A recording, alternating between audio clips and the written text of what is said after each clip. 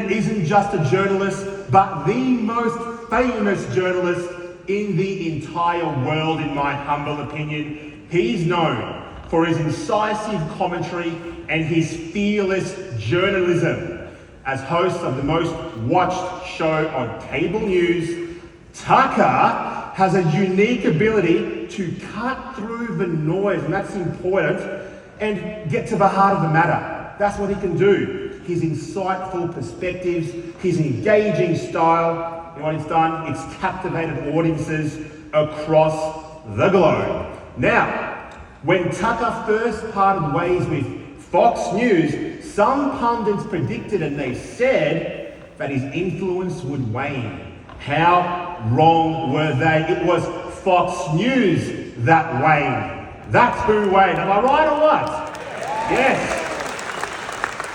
Now Tucker, he has gone from strength to strength. His very first episode on the Redo platform. On your feet, let's give a big, incredible welcome to the one and only Tucker Carlson. Ladies and gentlemen, Tucker Carlson.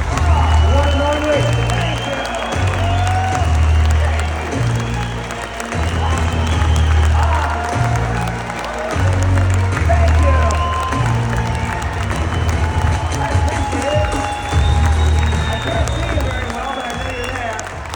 Thank you for having me. I can't believe I am here in Adelaide, Australia.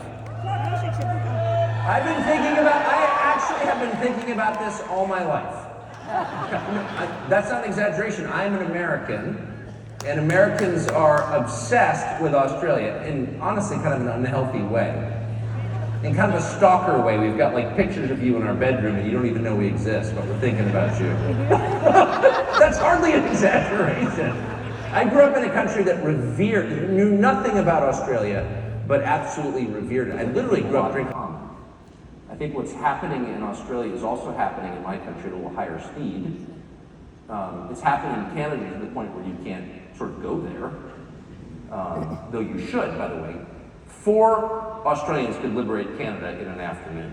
And you should think about it. One of you in one room has a higher combined testosterone level than the entire nation. So you could liberate it in a pillow fight if you wanted. And you should think about it, you know, next Christmas or something when you got some time off. But what is happening there in the US and New Zealand?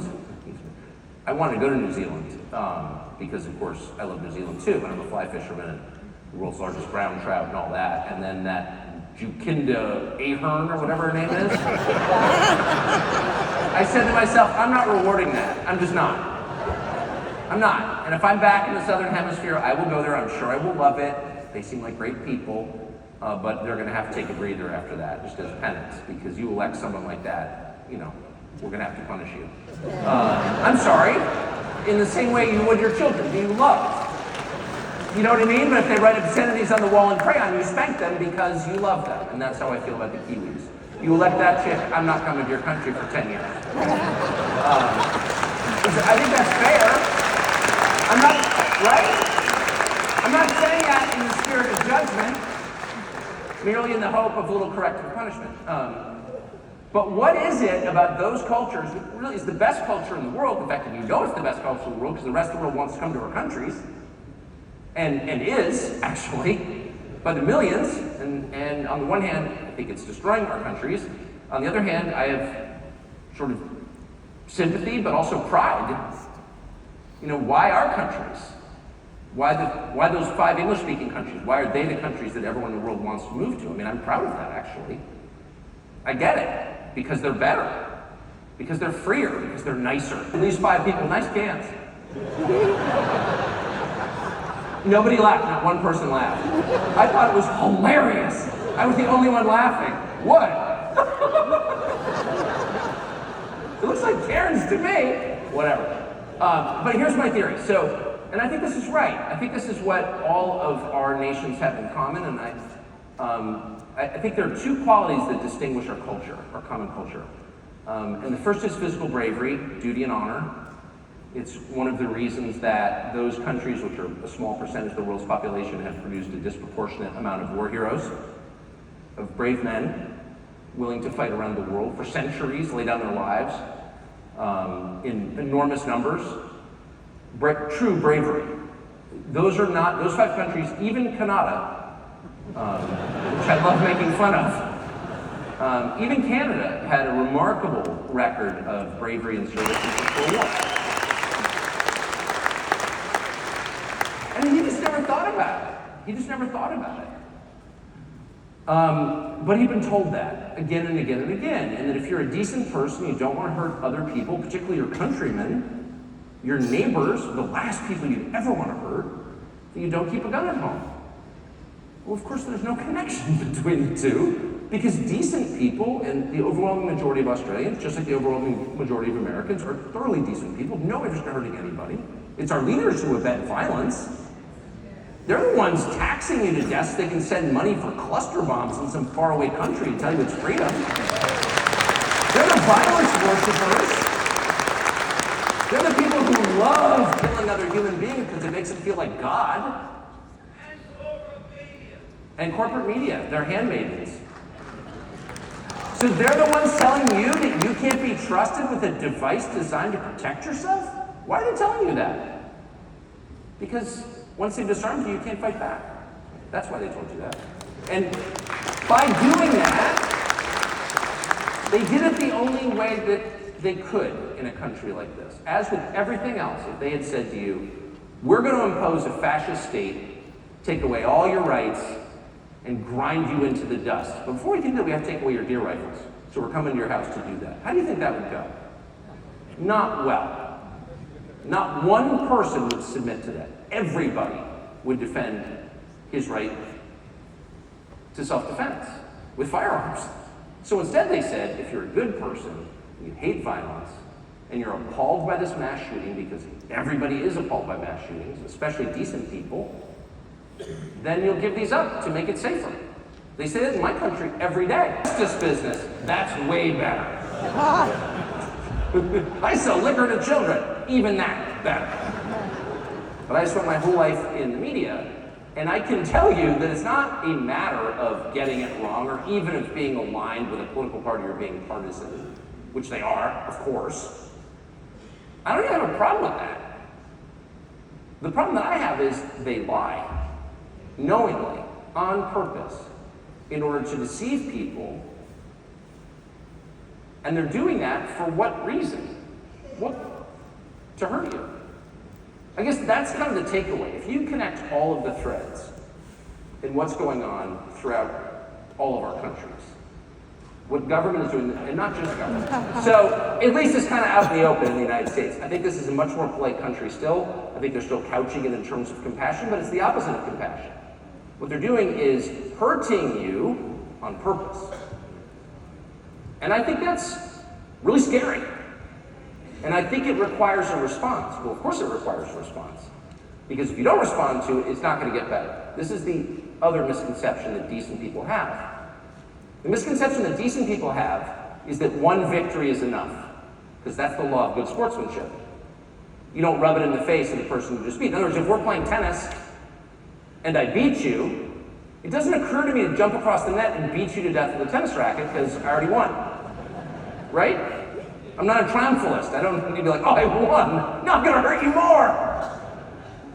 That's not how they are. That's not how our leaders are. If you put up with the humiliation, if they push you to say something you know isn't true, and you say it, that gives them license to torque it up another notch, and then another notch, and then another notch.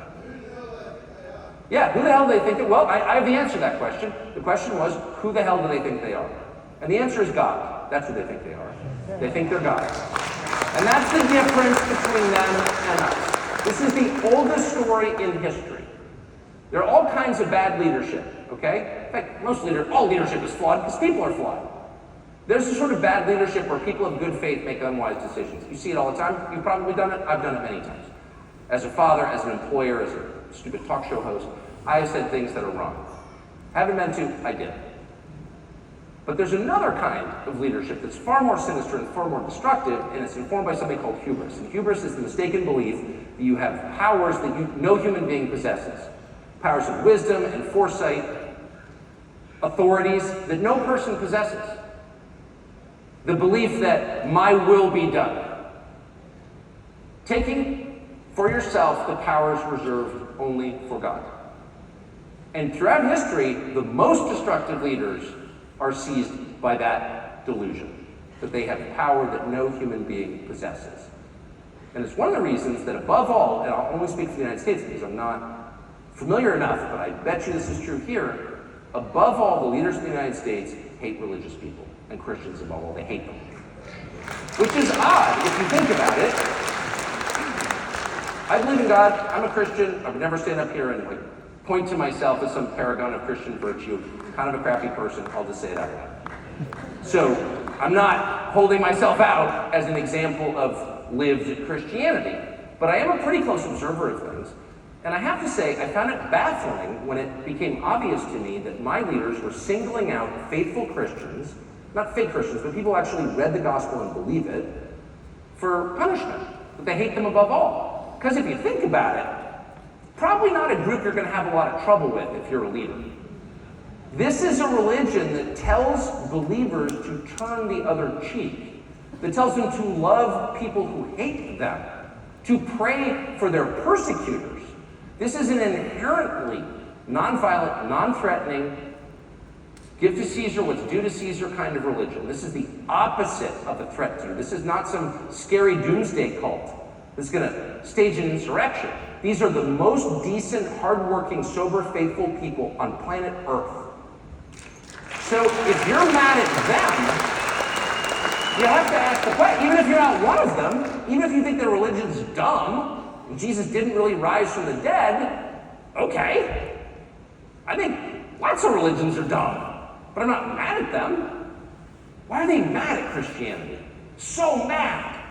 Well, there may be deeper reasons having to do with the spirit world, but I would just say on a temporal level, here's the obvious answer. Christians do not acknowledge that the government is the final authority.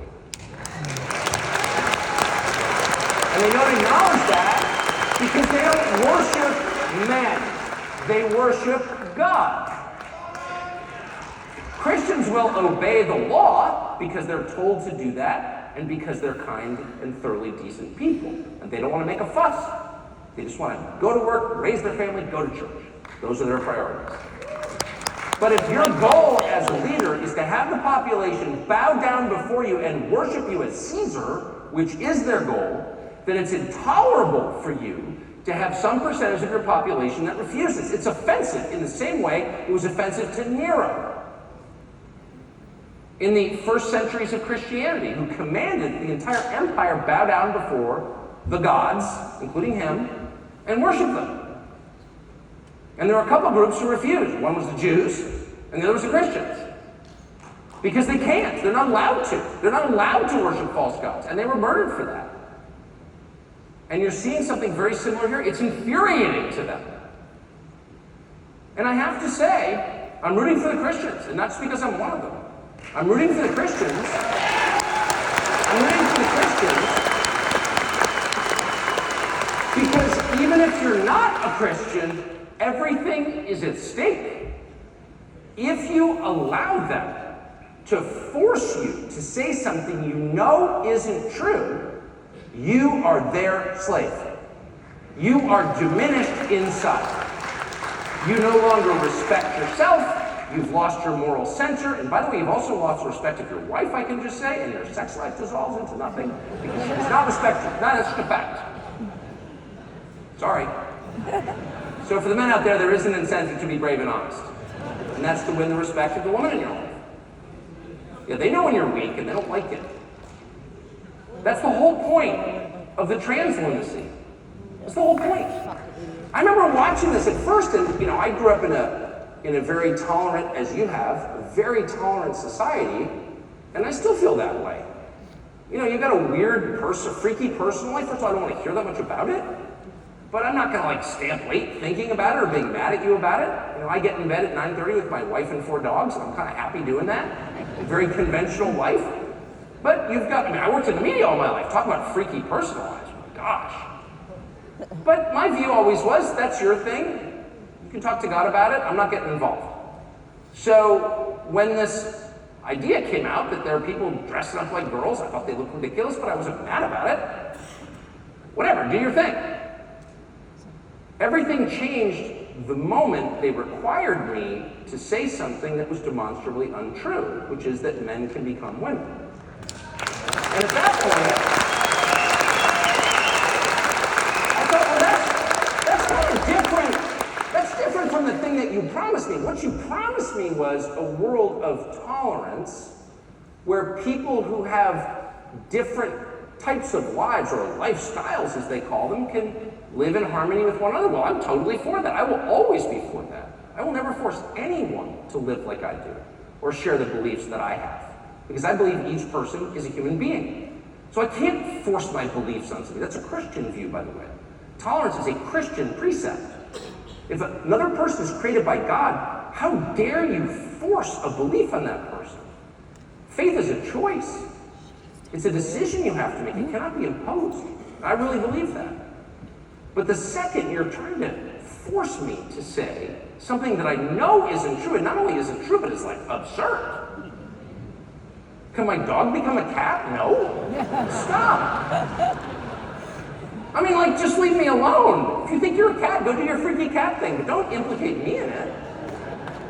And I did wonder, like, what is this about? Do they really believe that men can become women? It's just not true. It's verifiable in a blood test at the DNA level. The fossil record tells us the sex of the dead person. Like, it's not changeable, period. So why are they telling us that it is?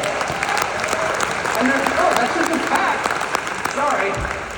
As we say in my country, I believe the science. Just quoting Fauci there. Why are they trying to force me to say that? And of course, the reason they're trying to force me to say that is because it's not a declaration of what they think is true. They know it's not true. It's a loyalty oath. They're trying to force me to bow down before them and acknowledge they have godlike powers to change human beings at the most fundamental level. It is not possible for a man to become a woman. There's only one force in the universe that could do something like that, and it's God. It's not Joe Biden. It's not Albanese, or whatever his name is. It's God. It's God. That's it. And so what they're saying is, I am God. And the only answer that I can ever respond with, period, is, no, you're not. You're not, and you never will be. Yeah, it's not a baby. Well, there's another one. Exactly. That's exactly right. Well, what they're really doing is saying, deny the evidence before you, ignore what you know to be true, and take our word for it, because our word, our command, supersedes your senses and nature itself. They're calling themselves God and making the rest of us look like morons and slaves in the process. He, him in your signature? Really? Is there anything more degrading than that? First of all, what are you saying? You may not know, but I'm a man. You probably couldn't tell from the way I look. I'm such an androgynous wuss. I'm such a pathetic weakling. You may have thought I was a woman, but I'm not. I'm a man. He, him, see? What? Was there really a question? Did you not know? Is there something about me that screamed, Pat, can't tell? No. You're forcing me to humiliate myself. That's the point. It's a humiliation exercise to establish that you're God and I'm your subject. In a free society, free people cannot tolerate that. They cannot allow that. And I know that many people have gone along with it because they're comfortable and they don't want to make a fuss. And the state appeals to, once again, your innate sense of decency. Well, trans people are killed by the millions by bigots like you. Okay. I don't want to kill any trans people. I don't want to kill anybody, actually. I don't want to kill any Ukrainians, for that matter. Sorry. I'm not into killing. You're the one who's into killing. But it's not a question of attacking trans people. That's not on my to-do list today or any other day. I have zero interest in attacking any trans people. I feel sorry for trans people, to be honest. Maybe they feel sorry for me. We can live together. But what I'm not going to do is repeat a lie, ever. Safe and effective? No, it's not. Man can become a woman? No, he can't. 1 million new immigrants is going to make our country better? No, it's not. I'm not going to repeat a lie. And by the way, that's the answer. That's the answer to the problem right there. Is for decent people to tell the truth. And without rancor, without hostility. You don't have to raise your voice, you don't have to scream at people's faces, you don't have to use your amazingly creative Australian profanity. And you might want to, because it's pretty great. You can say it in the most polite tones imaginable, but you have to say it. You have to tell the truth. And it's not that hard. People don't do it because they're afraid. They're afraid of being cast out of the group, ostracized. They're afraid of making a fuss, calling attention to themselves. They're afraid of being punished by the state. And they have been punished by this and other states. People were shot with rubber bullets, I noticed, during COVID, which is not a small thing. I've seen that. Kill people with a rubber bullet. It hurts at bare minimum. In my country, they're putting people in jail for disobeying and disagreeing with the ruling regime, including the leading presidential candidate who's being sentenced on July 11th. Did I say January 11th? I meant July. And January 6th, the hundreds of peaceful protesters exercising their constitutional rights who went to prison for it and whose lives were destroyed. So, there's no use lying about it or pretending. The stakes are high, the penalties are high. So what? So what, actually? What did you think this was? I always think that. Maybe because I'm 55 and I sort of know what's coming, which is, not to sugarcoat it, death. We're all dying. It's the one thing that unites every person in this room. There's no reason to whine about it or be afraid. It's going to happen. It's probably pretty unpleasant, to be honest. In some cases, extremely unpleasant.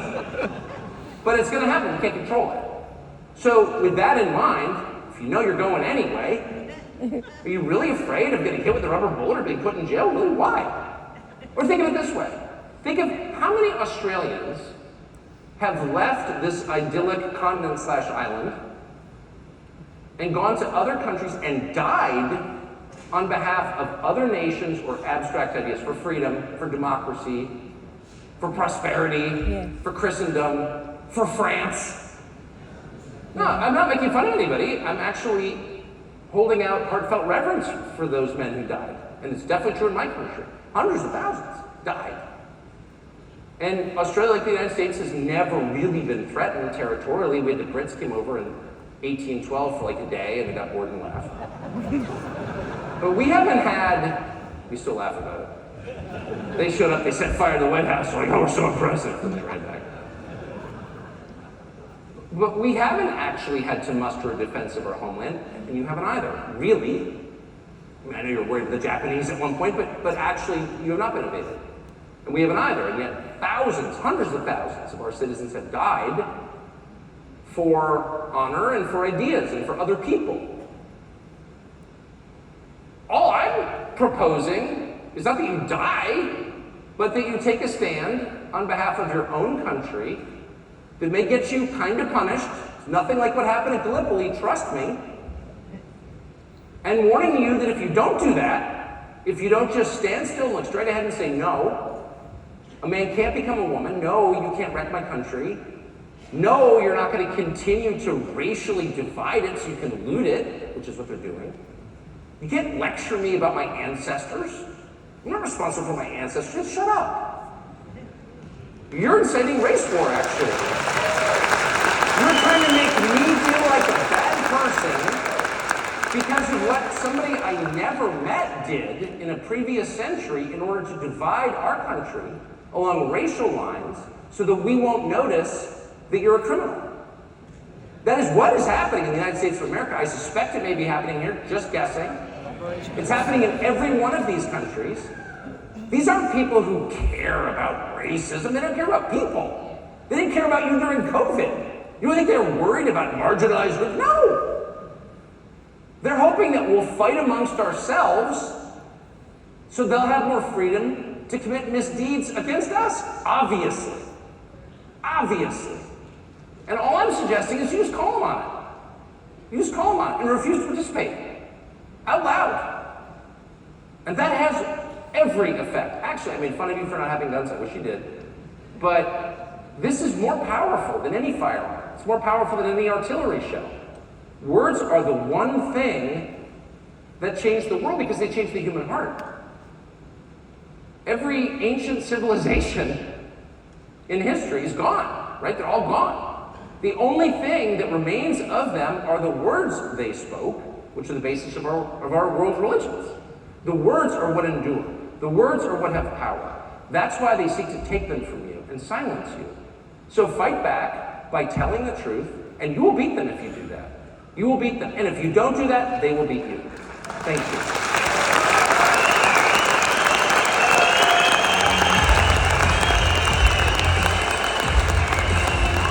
If Trump is elected, as we both hope he will be,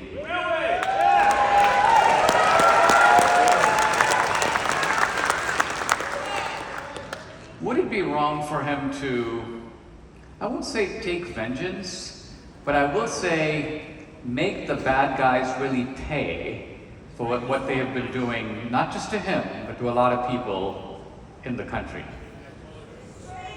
In other words, I would expand it beyond that. I mean, it's not even about Trump or his persecutors. It's about our systems, which not only work, but are the envy, have been for 250 years, speaking for my country, the envy of the world.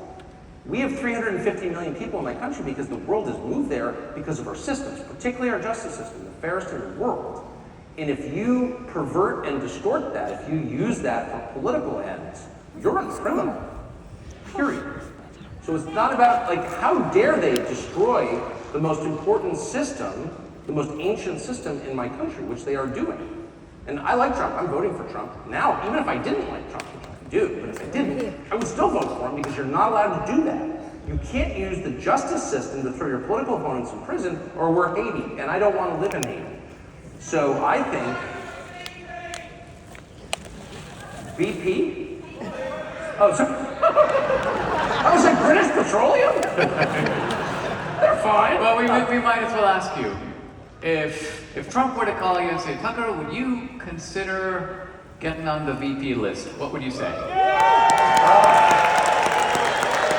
would say, If he asked. I mean, I would honestly say, I've actually thought about this.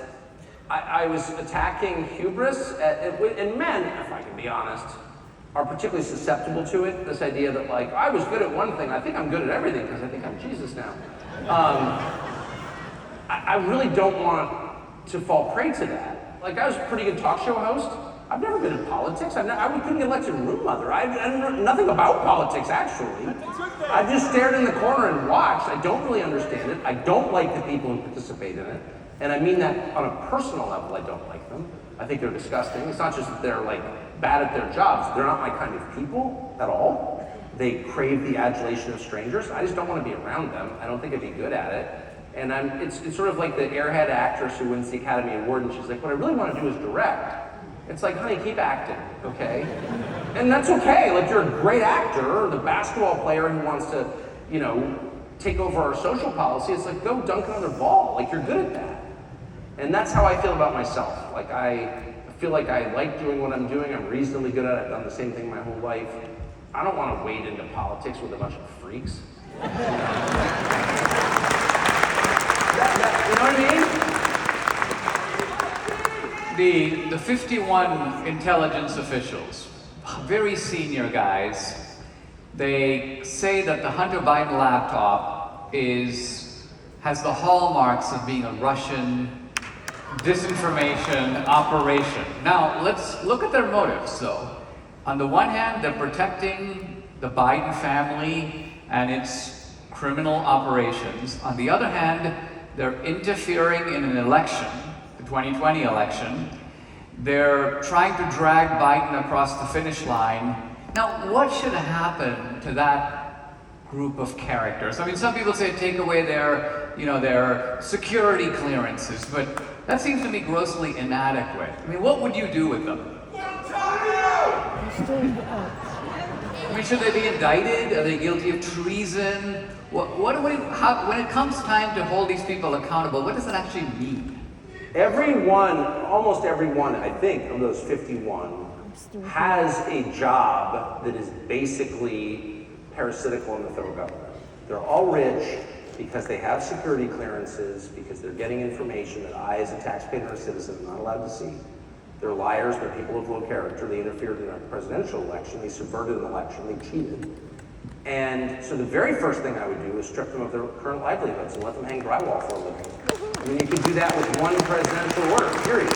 Take it away. You can't, by the way, you can't have the jobs they have without a security clearance. So it's not a symbolic thing, it's ending the gravy train. And in fact, I would get rid of most security clearances. I would just clear it out. I will say this, the rot in Washington is so deep, and I mean, I spent 35 years there. I got there at 17, I left at 47, so, or whatever, I'm not good at math, longer than that, 52. It's so deep, just the graft is so ingrained. It's not just dumbness, it's stealing that, I mean, it actually needs, someone's got to overturn the tables in the temple, like actually. And that person will be risking his life doing that. You know what I mean? We have precedent for that. The intel agencies murdered John F. Kennedy, in fact. And so we know that they're serious. Why wouldn't they be? Control of the world? People risk their lives to rob liquor stores. You know what I mean? Let's say you're running the world, what wouldn't you do? But somebody needs to do that. Like actually, someone who's not afraid to die needs to take over and say, I'm sorry, we're going to run this as a legitimate democratic government. And you're impediments to that. And people who commit crimes are going to go to jail. Not just political crimes, but actual crimes. Crimes against the United States, and that was one. Tucker, what do you...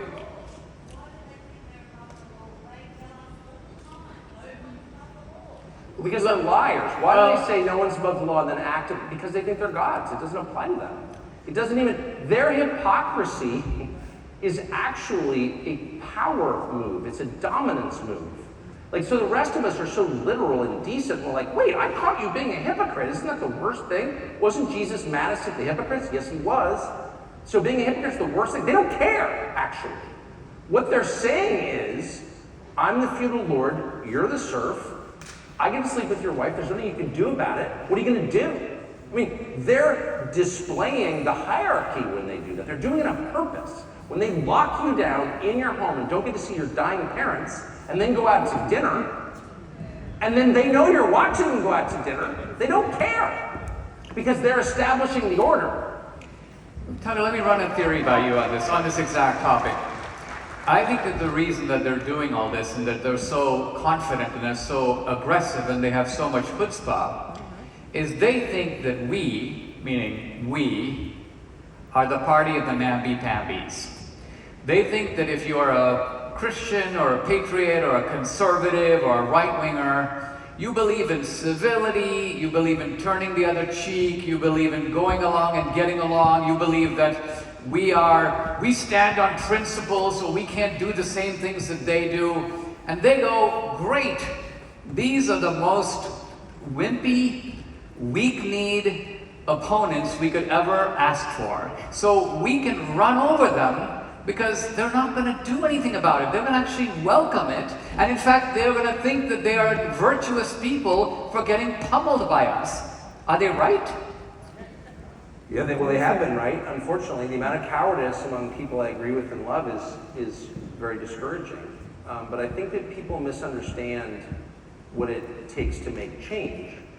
You don't actually have to hurt other people to stage a revolution. No decent person wants to hurt other people, particularly as countrymen, even the bad ones. You don't want to hurt them. You don't want to take life or injure people. But you do have to be willing to be hurt yourself. That's just true. And nobody in history has ever made a change without the willingness to be hurt for that change. You have to be willing to be hurt in the service of something you really believe in. In the same way that if a car were speeding toward one of your children, would you dive in front of it without thinking? If you really felt that Germany and Turkey were in some dangerous alliance against the free world, would you ship off to Gallipoli? Well, yeah, you did. So people have, a long track record of laying down their lives in the service of something larger than themselves. That's exactly right. And I think one of the reasons people haven't is because they've been deluded into thinking the stakes aren't high. And that the people in charge are just wrong. And like if they only knew, if Tony Fauci only knew that the vax wasn't safe and effective, if he only knew it was made in a lab in Wuhan and didn't come from a pangolin in a wet market, he might change. Well, exactly. And then you learn, well, not only did he know, he did it. They're not going to change when you confront them with their misdeeds. They will only change when you say, no mas. No, we're not doing this. I'm not participating in this. I am not doing that. You're coming to my house. You know, I can't visit my dying relatives in the hospital because of COVID, which you created. I'm visiting them. We're going to arrest you. Go ahead, bitch. Go ahead. I'm trying to. Go ahead. I mean, like, how many people, if people actually took that posture, like, no, my dad's dying in the hospital. And I'm going to see him because dying alone is the worst thing you can do to somebody. That's the most unnatural thing you can ever do to somebody. And to do it to somebody who hasn't done anything wrong, who's just old, is evil. And I'm not participating in it. And I'm going to the hospital. You're going to arrest me. Oh, I'm so afraid. Okay. You're going to arrest 1,000 other people who are standing on principle, on the principle of love? You're going to arrest them all? Try. You're going to arrest the next 1,000? How about the next 100,000? It's when people start to think like that that the nonsense ends. Honestly. So,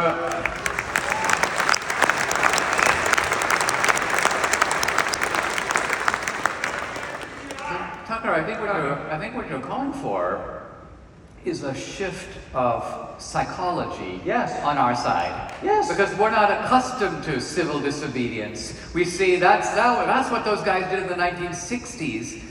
So I think there's people in this audience, probably all around the world, and they go, well, you know, like what, if Tucker, I would ask Tucker, what's one thing I can do? What's one step I can take? What would you ask people to do? Should they be more vigilant in spreading the word? Should they be non-compliant when they are confronted with unjust orders? Should they become poll watchers and sign up to participate in elections? Like, what's a practical thing? Probably all of the above, but here's the personal discipline that I think it should start with, and this is a discipline. It's almost like if anyone's ever woken up New Year's Day kind of drunk and bloated, not that anyone here knows that feeling, but the kind of traditional response that I've gone through myself every New Year's Day of my entire life is, I gotta go on a diet.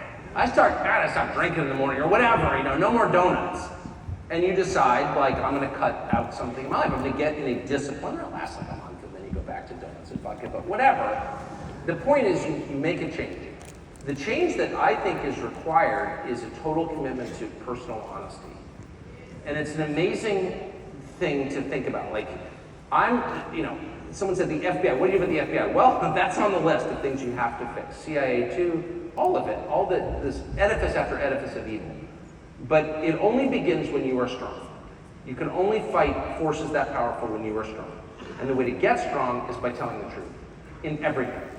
And I mean, doesn't mean you have to say everything you think. There's no requirement to do that. You shouldn't always say everything you think. But you should never lie. Every word that emerges from your mouth must be true, period. And you will find if you set about deciding to do that, adopt that discipline, you will learn two things. One, you lie a lot more than you think you do. A lot more. This happened to me. I'm an honest guy. No, I'm not. Like, everything is shaded to my advantage. And not just in fishing, but like everything. You're always BSing people that have great work. No, I'm gonna tell the truth about everything. Period. I will not lie. The first thing you learn is pretty hard. Second thing you learn, after a few days, you become much stronger inside. This weird, I would say supernatural, but maybe you don't believe that, doesn't matter. This weird power enters you, where you suddenly realize, like, if you're not lying, you've got nothing to hide. And when you've got nothing to hide, you can't be controlled. You are strong. And you can feel that on people. People who tell the truth have a vibe that comes off them. And it doesn't have to do with their upper body strength or their abs. It has to do with their spirit. And no one wants to mess with a person like that. A person like that is really strong. It could be a little old lady. It could be Mother Teresa. You're not going to that's you. That's right. Actually, there are a lot of ladies like this. They're just not going to lie. And whoa, people kind of stay out of their way. And a nation of people, or 10% of a nation of people, who have that inner strength are a fearsome adversary against the tyranny that's being imposed on them. So that's the very first thing I would do. And I swear, If 10% of any country has decided, I'm going to stop lying, I'm going to tell the truth all the time, you cannot make me lie, I will die before I lie, and I really mean it, just verbally, I'm not going to lie. I'm not going to write he, him. I'm not going to take your stupid vax and pretend other people should take it. I'm not going to repeat your dumb slogans. Ever. None of them. Diversity is our strength. Okay. No, I'm not doing that. If 10% of the population did that, they'd tumble, they'd fall. They can't withstand that. That's true. Ladies and gentlemen, Mr. Tucker Carlson.